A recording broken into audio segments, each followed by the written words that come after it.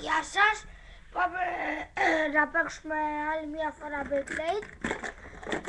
Έχουμε πάλι αυτά τα δύο Bay. Θα ανεβάσω και με έναν φίλο μου σε λίγο άλλο βίντεο.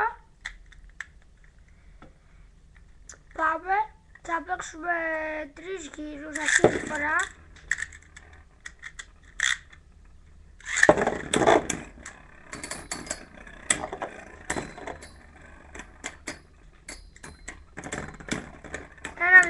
Drago.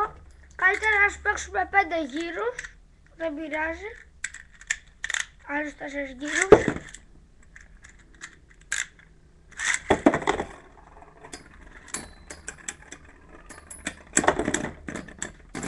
Ένα.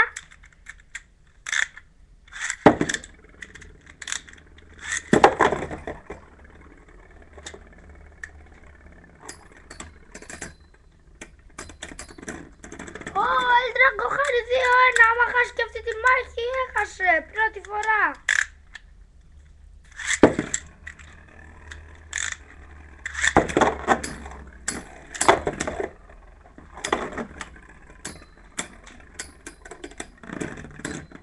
Ο Drago χάρη 3-1 πρώτη φορά στα βίντεο μας. Όλο ο Drago νίκαγε. Αυτή τη φορά έχασε όμως.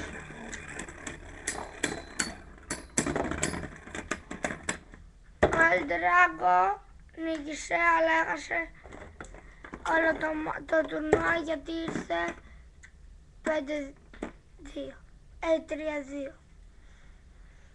Αυτό ήταν το βίντεο για σήμερα. Ευχαριστούμε που μας παρακολουθήσατε. Γεια σας.